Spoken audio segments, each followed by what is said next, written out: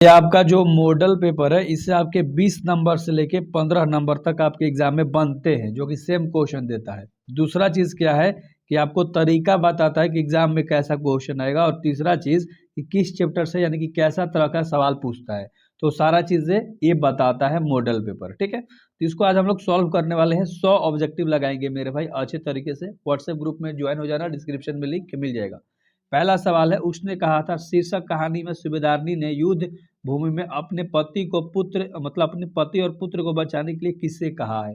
तो किससे कहती है मेरे भाई, लहना सिंह से वो कहती है। तो ऑप्शन नंबर ए सही हो जाएगा पहला का, याद रहेगा ना। दूसरा नंबर का सवाल है आपका, संपूर्ण क्रांति भाषण निम्न में से किसने दिया था। तो किसने दिया था, जयप्रकाश नारायण ने दिया था। ऑप्शन नंबर ए। बहुत कम समय में इसको करेंगे, और वीडियो बार बार आपको देखते रहना है, क्योंकि एग्जाम में इससे प्रश्न आएंगे और बनेंगे नंबर। ओ साधन शीर्षक निबंध निम्न में से किस रचनाकार का है। तो किसका है मेरे भाई, जगदीश चंद्र माथुर का। ऑप्शन नंबर बी सही होगा। पहले आपको एक नजर चारों ऑप्शन पे देना है। मैं बोल नहीं रहा हूं क्योंकि टाइम पास होगा आप लोगों का, इसीलिए कम समय में खत्म करना चाहता हूं। ठीक है, जूठन शीर्षक आत्मकथा निम्न में से किनकी रचना है। किनकी रचना है, चार को ऑप्शन आपको दिख रहा है। तो ओम प्रकाश वाल्मीकि की है। ऑप्शन नंबर ए सही होगा चार का। ठीक है, 5 नंबर के सवाल के ऊपर हम लोग बढ़ते हैं। शिक्षा निम्न में से किनकी रचना है। शिक्षा जो आपका चैप्टर है, तो शिक्षा निम्न में से किसकी रचना है। तो 5 का ऑप्शन नंबर तुम्हारा बी होगा, जे कृष्ण मूर्ति का। ऑप्शन नंबर बी सही होगा। ठीक है मेरे भाई, अगला सवाल करेंगे। 6 नंबर का सवाल है, आप अच्छे से देखो। जायसी जो चैप्टर आपका, रचना निम्न में से किसका है। जायसी द्वारा, सॉरी, मलिक मोहम्मद जायसी एक लेखक थे। ठीक है, तो उनके द्वारा कौन सा चीज लिखा गया है। 4 ऑप्शन तुम्हें दिख रहा है, तो 6 का ऑप्शन नंबर ए होगा, पद्मावत। ठीक है, ऑप्शन नंबर ए सही होगा मेरे भाई। 7 नंबर का सवाल है, जहां भय है वहां मेधा नहीं हो सकती है, यह कथन किस लेखक का है। यह बात किसने कही है। तो जे कृष्ण मूर्ति ने यह बातें कही थी। तो 7 का ऑप्शन नंबर ए सही होगा। बहुत आराम से करेंगे इसको, कोई भाई बड़ी नहीं है, क्योंकि क्वेश्चन से नंबर बनेंगे। सूरदास के पद में कौन सा रस नहीं पाया जाता है।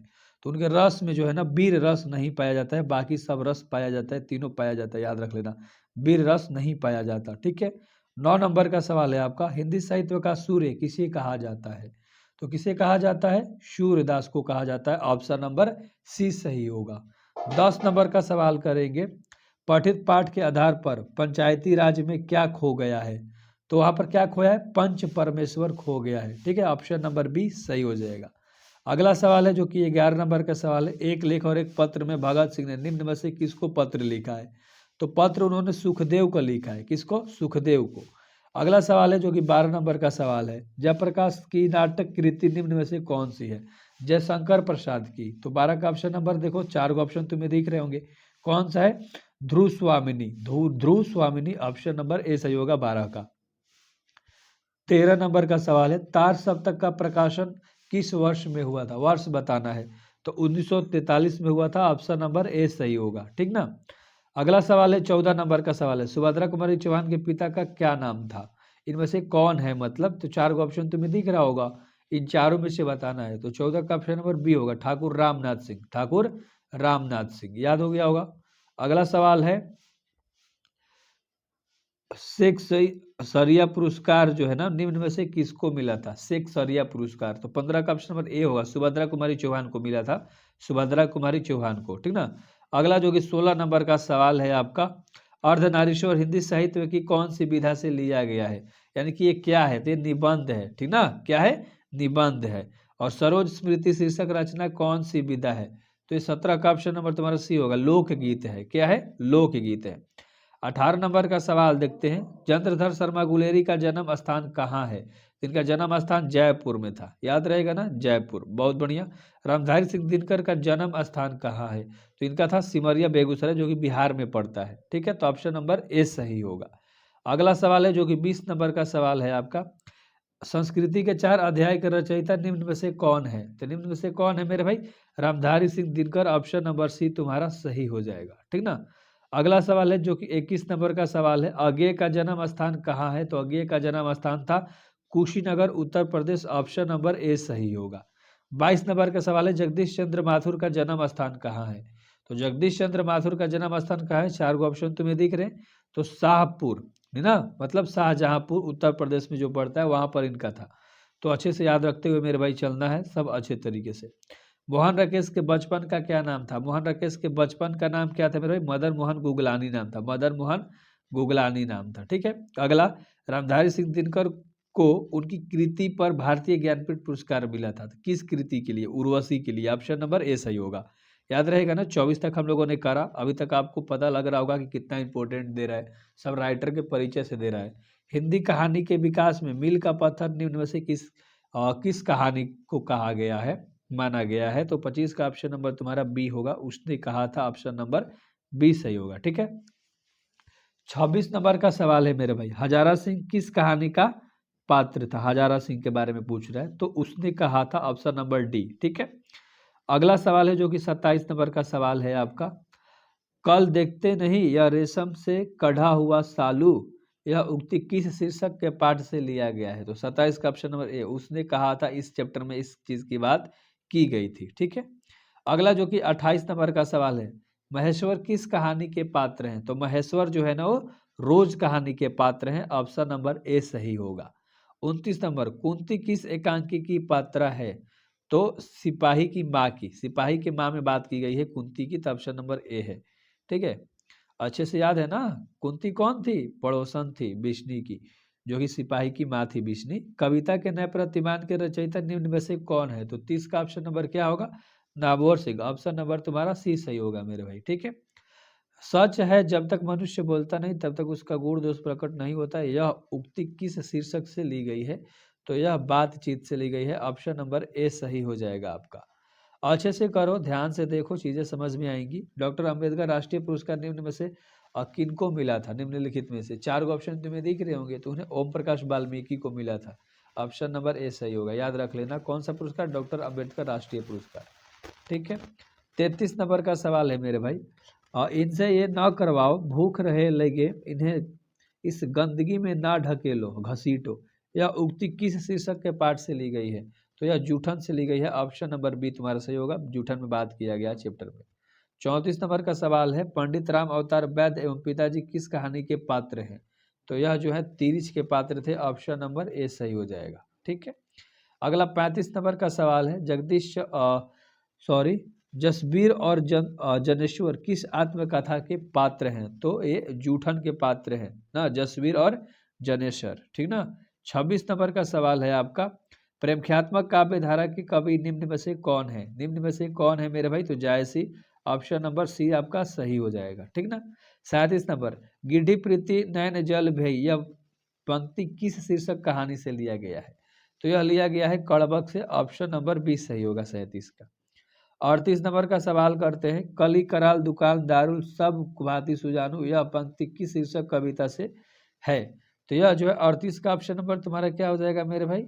ऑप्शन नंबर तुम्हारा 38 का होगा ये, तुलसी के पद से। ठीक ना, तुलसी के पद से। और 39 नंबर का डरा हुआ मन बेगम जिसका बाजा रोज बजाता है, यह पंक्ति किस शीर्षक कवि से लिया गया है, कविता से लिया गया है? तो 39 का ऑप्शन नंबर सी होगा, यह अधिनायक से लिया गया है। 40 नंबर का सवाल है आपका कि जिन बुलौनों से गांव जिन बुलवों से गांव के घर की रीढ़ झुरझुराती है, यह पंक्ति किस शीर्षक कविता से है? तो 40 का ऑप्शन नंबर तुम्हारा हो जाएगा बी, गांव का घर से है। ऑप्शन नंबर बी सही हो जाएगा मेरे भाई। अगला 41 नंबर का सवाल है, जिस पुरुष ने नारीत्व नहीं अपूर्ण है, यह उक्ति किस शीर्षक पाठ से? तो अर्धनारीश्वर में बात किया गया है पुरुष स्त्री के बारे में। ठीक है।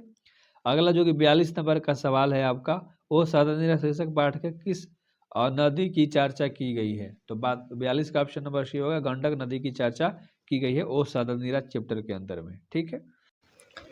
43 नंबर का सवाल है, आज तक तो सुना नहीं था कि कांटों के चुभने से मर जाता है, किस शीर्षक पाठ की उक्ति है? तो 43 का ऑप्शन नंबर बी होगा, रोज पाठ की। बी नंबर का ऑप्शन सही होगा। ठीक है। 44 नंबर का सवाल है, तिरिच कहानी किस प्रकार की रचना है? तो यह जो है एक जादुई है ना, यथार्थवादी रचना है, जादुई यथार्थवादी। ठीक है। तो ऑप्शन नंबर तुम्हारा कौन सा सही होगा मेरे भाई? डी नंबर का सही हो जाएगा। ठीक है। अगला सवाल है जो कि 45 नंबर का सवाल है, ग्रेगरिन शीर्षक रचना के रचयिता निम्न में से कौन है? गैगरिन। ठीक है। तो 45 का ऑप्शन नंबर ए होगा, अज्ञेय जी थे, अज्ञेय जी। ठीक ना। अगला जो कि 46 नंबर का सवाल है तुम्हारा, तिरिच शीर्षक पाठ के तिरिच क्या है? तिरिच शीर्षक पाठ के तिरिच क्या है? तो तिरिच के बारे में बताना है, तो 46 का ऑप्शन नंबर ए होगा। एक विषैला कीड़ा है, ठीक ना, एक विषैला कीड़ा है। अच्छे से समझ में आया होगा। 47 का ऑप्शन नंबर तुम्हें बताना है मेरे भाई, अपने से बताओ तो, ट्राई मारो। दलित साहित्य के सौंदर्य शास्त्र के रचयिता, ठीक ना, निम्न में से कौन है? तो 47 का ऑप्शन नंबर ए होगा, ओम प्रकाश वाल्मीकि जी है। बहुत आराम से करेंगे क्योंकि चीज़ें समझ के चलनी है। ये मॉडल पेपर है जो कि तुम्हें आइडिया देगा।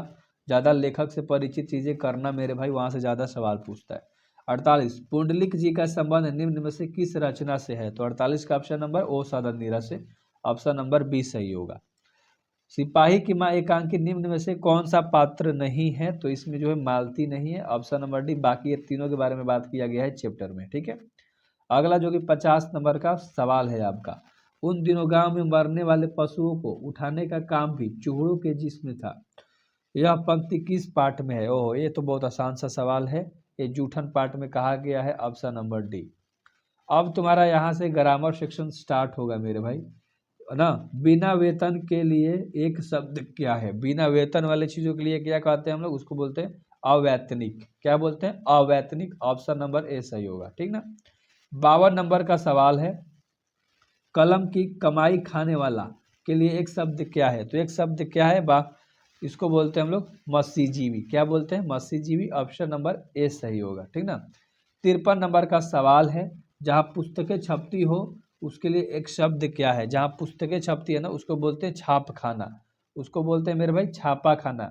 ऑप्शन में तुम्हें दिख रहा है क्या? नहीं दिख रहा है ना, तब ये तुम्हारा क्वेश्चन ही गलत है, याद रखना। इसमें ऑप्शन नहीं दिया गया है। 54 नंबर का सवाल है, जल में मरने वाली सेना के लिए एक शब्द क्या है? तो जल में मरने वाली सेना के लिए एक शब्द है नौसेना। नौसेना, ठीक है, ऑप्शन नंबर ए है। 55 नंबर का सवाल है, जो फल आहार करता है उसके लिए एक शब्द क्या है? तो उसके लिए एक शब्द है फलाहारी, ठीक है। जो फल खाता है उसको बोलते हैं फलाहारी।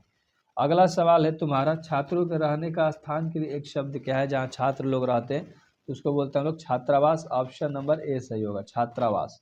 अगला 57 नंबर का सवाल है तुम्हारा, राजदूत शब्द का समास बताना है, ठीक है।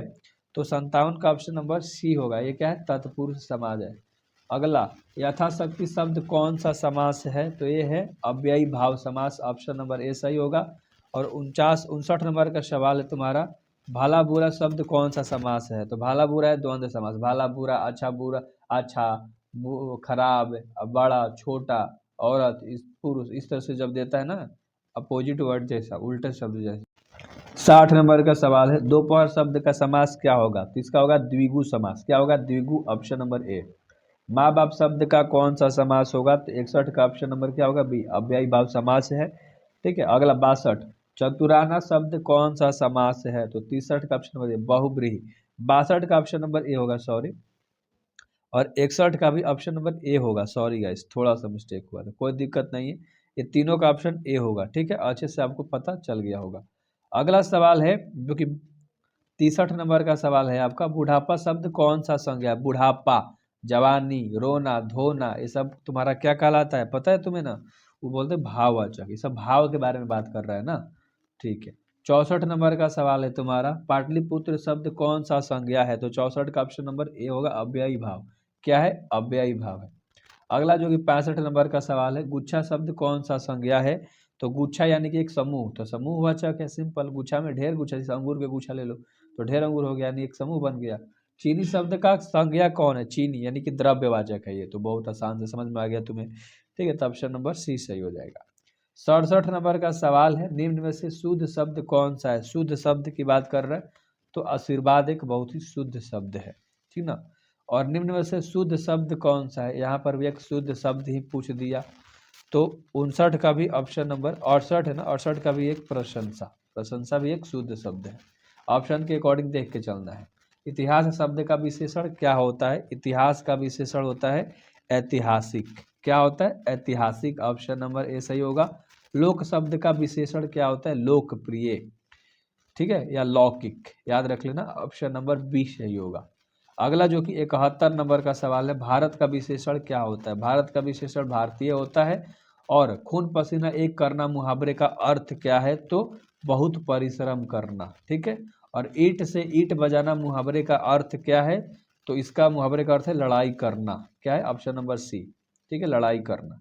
अगला सवाल है तुम्हारा 74 नंबर का, अच्छे से बताना, गाल बजाना मुहावरे का अर्थ क्या है?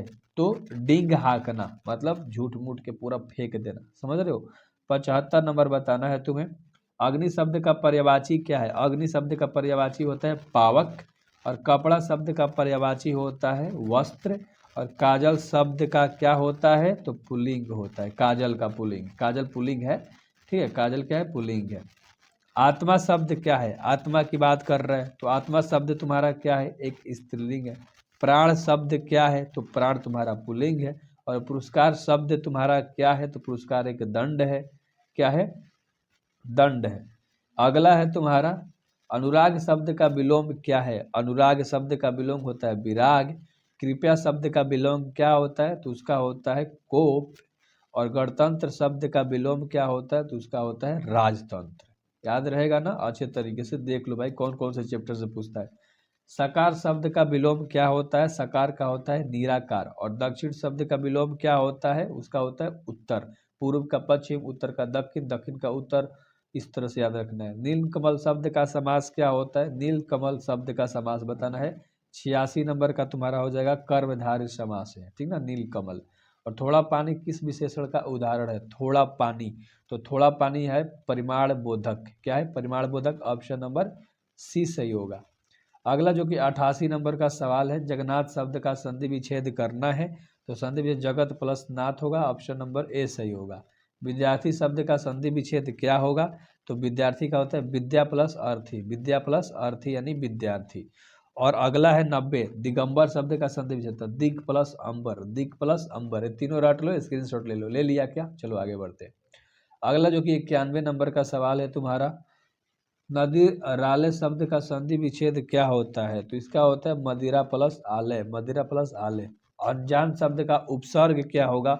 तो उपसर्ग होगा अन्न, क्या होगा? अन्न, ठीक है। देखो पहला उपसर्ग, पहले वाले पद को शब्द लिखेंगे उपसर्ग, और लास्ट वाला जो लिखाएगा वो होता है प्रत्यय, अच्छे से उसी शब्द के अंदर। अगला सवाल है जो कि 93 नंबर का सवाल है, पुरातन शब्द का उपसर्ग क्या होगा? पुरातन का तो पूरा। और प्रतिनिधि शब्द का उपसर्ग क्या होता है? प्रतिनिधि का उपसर्ग पूछ रहे हैं तो प्रति, पहले वाला ही बताना है, आधा। अगला जो कि 95 नंबर का सवाल है, उपभाषा शब्द में उपसर्ग क्या है? तो उपसर्ग है उप। और विशेष शब्द में उपसर्ग क्या है? तो इसमें है वी। और अगला क्या है तुम्हारा? सुकर्म। सुकर्म शब्द का उपसर्ग क्या है? तो है सु। और 98, मैं स्वयं खा लूंगा, यह किस सर्वनाम का उदाहरण है? तो 98 का ऑप्शन होगा सी, निजवाचक है। और 99 और 100 नंबर देख लेते हैं, अब खत्म हो जाएगा ऑब्जेक्टिव। बेईमान शब्द क्या है? बेईमान शब्द होता है विदेशज। और लिंग के हिंदी में कितने प्रकार होते हैं? तो होते हैं टोटल 2 गो, ठीक है, स्त्रीलिंग और पुल्लिंग। लिंग हिंदी में पूछ रहे हैं, हिंदी में कितने प्रकार? तो 2 ही तरह से हमें पढ़ना है, तो ऑप्शन नंबर सी सही होगा। देखो यार, हमने हिंदी का ऑब्जेक्टिव कराया, इंग्लिश का मॉडल पेपर, सब मैथ का सब का सॉल्व करा दूंगा, जो भी आपका सब्जेक्ट है। बस सब्सक्राइब कर लो एंड इस वीडियो को शेयर करो दोस्तों में।